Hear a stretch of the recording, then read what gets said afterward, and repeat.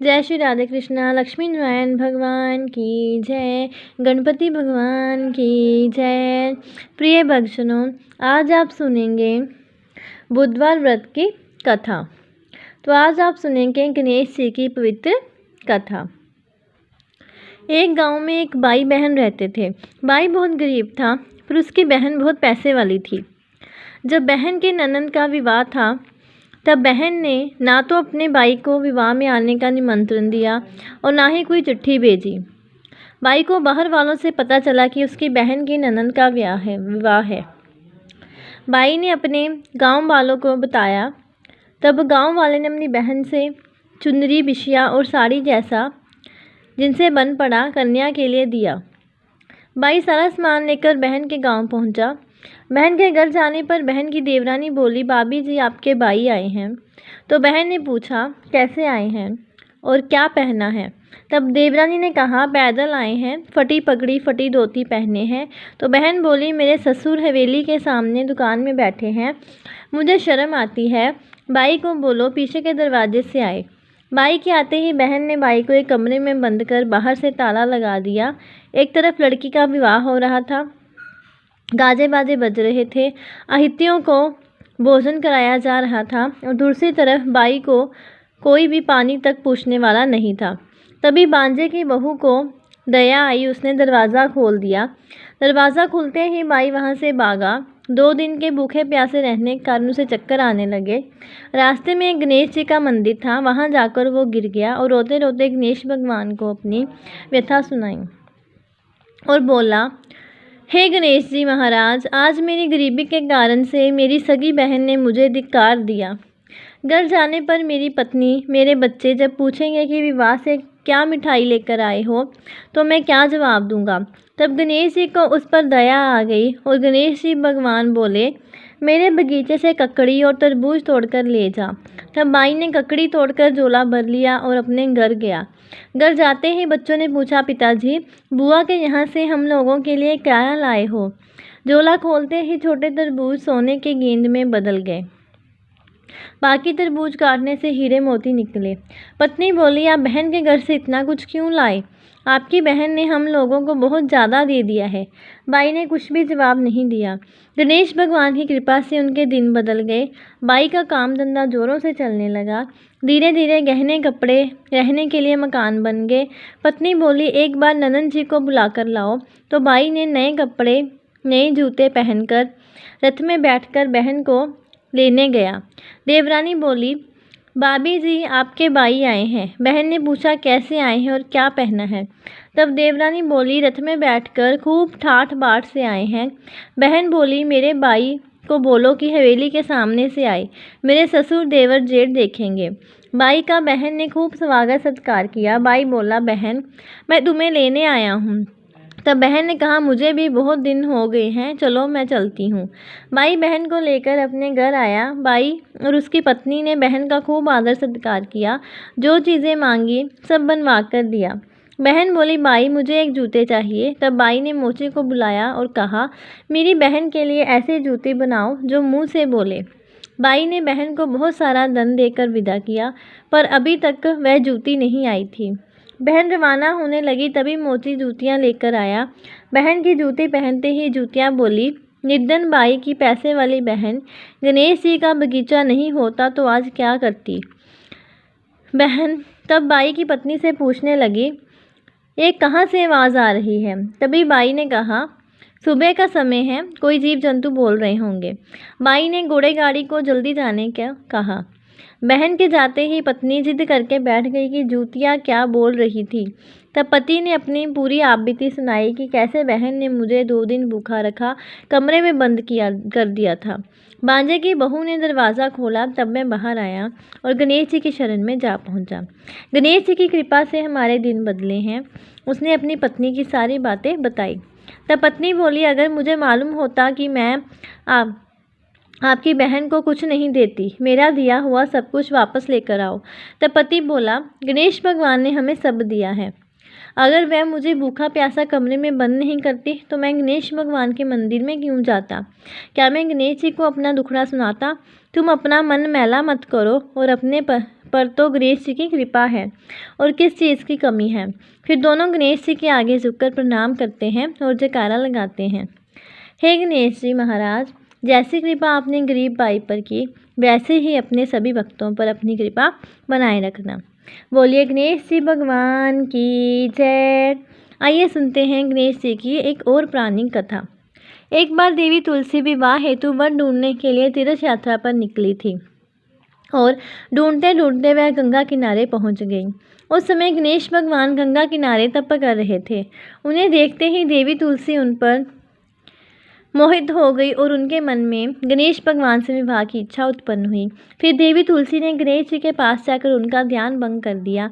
आंखें खोलने के बाद गणेश भगवान के सामने देवी तुलसी खड़ी थी, लेकिन सामने एक स्त्री है, इसलिए अपने क्रोध को नियंत्रण में रखकर गणेश भगवान ने पूछा, आप कौन हैं देवी, और मेरा ध्यान भंग करने का क्या कारण है। तो जवाब में देवी तुलसी ने अपने परिचय के साथ गणेश जी से विवाह की बात कर ली। उत्तर में गणेश भगवान जी बोले, देवी मैं ब्रह्मचारी हूँ, इस वजह से मैं विवाह नहीं कर सकता। अपने विवाह प्रस्ताव के लिए ना सुनने के बाद देवी तुलसी क्रोधित हो गई और उन्होंने गणेश जी को श्राप दे दिया कि उनका ब्रह्मचर्य टूटेगा और उनके 2 विवाह होंगे। इस बात पर गणेश भगवान भयंकर क्रोधित हो उठे, क्योंकि एक तो वह स्त्री है, इसलिए ध्यान भंग करने पर भी गणेश जी ने कुछ नहीं कहा और इतनी विनम्रता से बात करने पर भी उन्हें श्राप दिया। फिर गणेश जी ने भी देवी तुलसी को श्राप दे दिया कि तुम्हारा विवाह शंखचूड़ नाम के असुर के साथ होगा। एक देवी होकर भी उनका विवाह एक राक्षस से होगा।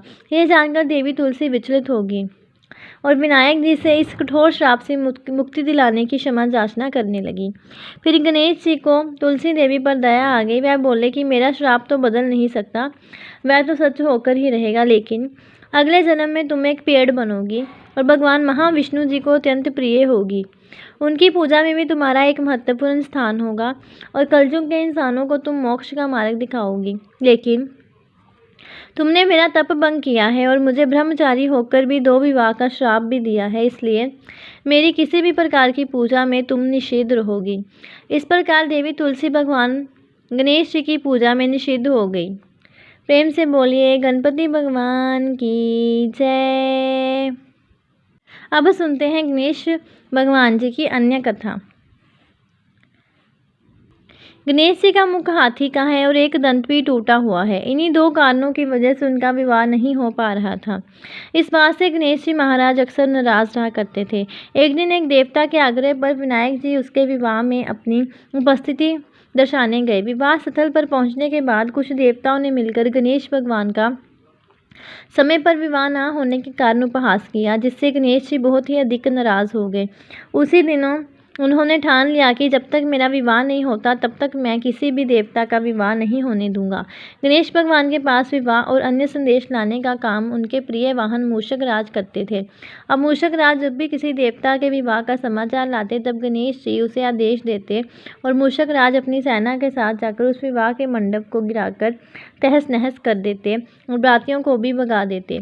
इस तरह गणेश जी और मूषक राज की मिली बातें की वजह से किसी भी देवता का विवाह नहीं हो पा रहा था। गणपति जी के व्यवहार से तंग आकर सभी देवी देवता भगवान शिव और माता पार्वती जी के पास पहुंच गए और इस विराट समस्या का समाधान मांगने लगे। भगवान शिव और माता पार्वती जी ने कहा कि इसका हल तो आपको केवल ब्रह्मदेव जी के पास ही मिलेगा। कृपा करके आप ब्रह्मलोक को जाएं। तब माता पार्वती और महादेव जी को प्रणाम करके सभी देवी देवता ब्रह्मा जी के पास प्रकट हुए। देवताओं की समस्या को ठीक से सुनने के बाद ब्रह्मा जी ने अपनी योग शक्ति से 2 कन्याओं का निर्माण किया। कन्याओं का नाम था रिद्धि और सिद्धि। वह दोनों ब्रह्मा जी की मानस पुत्रियां थीं। उन्हें लेकर ब्रह्मा जी गणेश महाराज के पास गए और उनसे अपनी पुत्रियों को ज्ञान एवं शिक्षा प्रदान करने का निवेदन करने लगे।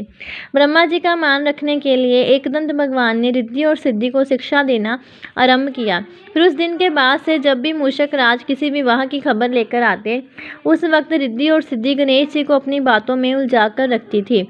इस तरह गणेश जी का ध्यान किसी और विषय पर रहता और दूसरी तरफ देवताओं का विवाह संपन्न हो जाता। एक दिन बुद्धि के देवता भगवान गणेश जी को यह समझ आ गया, लेकिन उनके क्रोध में आने से पहले ही ब्रह्मदेव अपनी दोनों पुत्रियों के साथ वहां प्रकट हो गए। रिद्धि और सिद्धि को सामने देखते ही गणेश जी का क्रोध बढ़ने लगा, किंतु विनायक जी के मुख से कोई भी शब्द निकलने के पहले ही भगवान ब्रह्मदेव ने कहा कि गणेश जी, आपने स्वयं ही मेरी पुत्रियों को शिक्षा दी है और अब मुझे इन दोनों के विवाह योग्य कोई वर नहीं मिल रहा है। मेरी आपसे विनती है कि आप ही रिद्धि और सिद्धि से विवाह कर लें, मुझे धन्य कीजिए। परमपिता ब्रह्मदेव जी की शांत वाणी को सुनकर गणेश जी का क्रोध शांत हो गया और वह उस विवाह प्रस्ताव के लिए हंसी खुशी राजी हो गए। विवाह के बाद अपनी दोनों पत्नियों से उन्हें 2 पुत्र प्राप्त हुए, जिनका नाम रखा गया शुभ और लाभ। तो प्रेम से बोलिए गणेश जी भगवान की जय। आइए सुनते हैं भगवान श्री गणेश जी की एक अन्य कथा। बहुत समय पहले की बात है। एक दिन गणेश जी धरती पर सैर कर रहे थे। सैर करते करते वे एक अनाज के खेत में पहुंच गए और भूख लगने के कारण उन्होंने उस खेत में से अनाज के दाने तोड़कर खा लिए। वह खेत सेठ धनीराम जी का था। कुछ समय बाद गणेश जी को अपने किए पर पछतावा होने लगा, क्योंकि उन्होंने सेठ जी को बिना पूछे ही उस खेत से अनाज चुरा लिया था। फिर गणेश जी ने सोचा कि अपने किए बुरे कर्म का प्रायश्चित तो करना ही पड़ेगा। इसलिए उन्होंने सेठ जी के जहाँ 12 साल के लिए नौकरी करने की ठान ली। उसके बाद अगले दिन सुबह विनायक जी एक 13-14 साल के एक लड़के के रूप में नौकरी मांगने के लिए धनीराम सेठ जी के घर पहुंच गए और उन्होंने सेठ जी को अपना नाम गणेश बताया। विनायक भगवान की बुद्धिमानी की परीक्षा लेने के बाद सेठ जी ने खुशी खुशी उसे नौकरी दे दी। अब गणेश भगवान एक सामान्य मानव के रूप में सेठ जी के घर पर ही रहने लगे। एक दिन सेठ जी की पत्नी शाम के समय घर का काम खत्म करने के बाद राख से हाथ धोने जा रही थी। ये देखकर गणेश जी ने स्थानी जी के हाथ पकड़कर जबरदस्ती मिट्टी से हाथ धुलवा दिए। गणेश जी की इस हरकत से स्थानी जी बहुत गुस्सा हुई और उन्होंने सेठ जी के कमरे में जाकर गणेश जी की शिकायत कर दी। सेठानी की सब बातें सुनने के बाद सेठ धनीराम ने गणेश जी को बुलाया और इस हरकत का कारण पूछा। तब गणेश जी बोले कि सेठानी शाम के समय राख से हाथ धो रही थी और ऐसा करने से घर की लक्ष्मी नाराज होती है, इसलिए मैंने उनके हाथ मिट्टी से धुलवा दिए। इससे घर पर माता लक्ष्मी की कृपा बनी रहेगी। ये सब सुनकर सेठ जी ने सोचा कि गणेश जी की सोच तो बहुत अच्छी है। इसके कुछ दिनों के बाद कुंभ मेले का शुभ अवसर आया। तब सेठ जी ने गणेश जी को बुलाया और कहा कि सेठानी जी को कुंभ मेले में स्नान करा लाओ। तब सेठानी और गणेश स्नान के लिए मेले में पहुंचे। वहां पहुंचने के बाद सेठानी जी नदी के किनारे बैठकर नहाने लगी। उन्हें ऐसा करते देखकर गणेश दौड़कर आए और सेठानी जी के दोनों हाथों को पकड़कर उन्हें नदी के अंदर लेकर गए। उनसे पानी में डुबकी लगवाई और फिर किनारे पर ले आए। अब गणेश जी की इस हरकत से तो सेठानी को बहुत गुस्सा आया। सेठानी जी घर आते आते पूरे रास्ते गणेश को ताने मारने लगी, लेकिन गणेश भगवान सब कुछ शांति से सुन रहे थे। घर आते ही सेठानी ने सेठ जी के पास फिर से खड़े होकर शिकायत की। तब सेठ जी ने फिर से गणेश को बुलाया और पूछा कि तुमने ऐसा क्यों किया। गणेश जी बोले, सेठ जी, सेठानी जी नदी के किनारे बैठकर गंदे पानी से नहा रही थी, तो मैंने उन्हें नदी में ले जाकर साफ पानी में डुबकी लगवाई। ऐसा करने से उन्हें अगले जन्म में बहुत बड़ा राजपाट और वैभव मिलेगा। सेठ जी ने सोचा कि गणेश के विचार तो बहुत अच्छे हैं, मेरे परिवार का भला सोचता है। कुछ दिनों के बाद सेठ जी के घर पर पूजा थी। पंडित जी आने के बाद में सेठ जी ने गणेश से कहा, जाओ और सेठानी को बुलाकर लाओ। सेठ जी की आज्ञा के अनुसार गणेश जी सेठानी को बुलाने गए। उस वक्त सेठानी काली चुन्नी ओढ़कर कमरे से बाहर आ रही थी। वह देखते ही गणेश जी वह काली चुन्नी उतार कर फाड़ दिए और कहा कि पूजा के लिए लाल रंग की चुन्नी ओढ़कर आओ। अब सेठानी जी गणेश जी पर बहुत नाराज़ हुई और उन पर चिल्लाने लगी। इस आवाज़ को सुनकर सेठ जी वहां पर भागते हुए आए और पूछा कि क्या हुआ। तब सेठानी ने बोला कि गणेश ने मेरी चुन्नी फाड़ दी। फिर सेठ जी ने भी गणेश को बहुत डांटा। जवाब में गणेश जी ने कहा कि सेठ जी, पूजा में कभी भी काला वस्त्र नहीं पहनते, इससे शुभ काम सफल नहीं होते, इसलिए मैंने ऐसा किया। सेठ जी ने सोचा कि गणेश तो बहुत समझदार है। इस तरह लीला रचाते हुए उस घर में गणेश जी के 12 साल बीत गए। फिर एक दिन सेठ जी ने नया कारोबार शुरू करने से पहले घर में पूजा रखी थी। पूजा करते करते सेठ जी को याद आया कि पूजा की सामग्री में गणेश भगवान की मूर्ति तो है ही नहीं। तब उन्होंने अपने नौकर गणेश को पूजा घर से भगवान विनायक जी की मूर्ति लाने के लिए कहा। तब गणेश बोला कि मुझे ही मूर्ति समझकर आप पूजा में विराजमान कीजिए, आपके सारे शुभ काम सफल हो जाएंगे। इस बात को सुनकर सेठ जी को गुस्सा आया और वह बोले, गणेश, तुम अब तक सेठानी से मजाक करते थे और मुझसे भी करने लगे हो। तब उत्तर में गणेश जी ने मुस्कुराते हुए सेठ जी से कहा कि मैं मजाक नहीं कर रहा हूँ, मैं सत्य कह रहा हूँ। इतना कहने के बाद नौकर गणेश ने अपना असली भगवान स्वरूप धारण कर लिया। साक्षात भगवान श्री गणेश को सामने देखते ही सेठ और सेठानी उनके चरणों में लीन हो गए और उन्होंने अपनी पूजा संपन्न की। इसके बाद गणेश जी देखते ही देखते अंतर्ध्यान हो गए। बाद में सेठ और सेठानी को बहुत पछतावा होने लगा कि स्वयं भगवान हमारे घर नौकरी कर रहे थे और हमने उनके साथ कितना बुरा व्यवहार किया, उनसे बहुत सारा काम कराया। ये सोच सोच कर दोनों दुखी रहने लगे। फिर उसी रात सेठ और सेठानी के सपने में भगवान गणेश प्रकट हुए और उन्हें समझाया कि मैंने 12 साल पहले तुम्हारे खेत से अनाज के दाने बिना पूछे तोड़ लिए थे और उसी कर्म का दोष दूर करने के लिए मैं 12 साल से तुम्हारे घर नौकरी किया। धनीराम सेठ जी के जीवन की काया पलट हो गई। गणेश जी जैसी माया आपने धनीराम सेठ जी पर की है, वैसे ही सभी पर बरसाना। गणेश जी जैसी माया आपने धनीराम सेठ जी पर की, वैसी ही माया सभी पर बरसाना। तो ये थी गणेश जी भगवान जी की पवित्र कथा। बोलिए गणपति भगवान की जय। ओम नमो भगवते वासुदेवाय नमः। प्रिय भक्तजनों, ऐसी और कथाएं श्रवण करने के लिए और जानकारी प्राप्त करने के लिए चैनल को सब्सक्राइब करें और वीडियो को ज़्यादा से ज़्यादा शेयर करें। जय श्री राधे कृष्ण।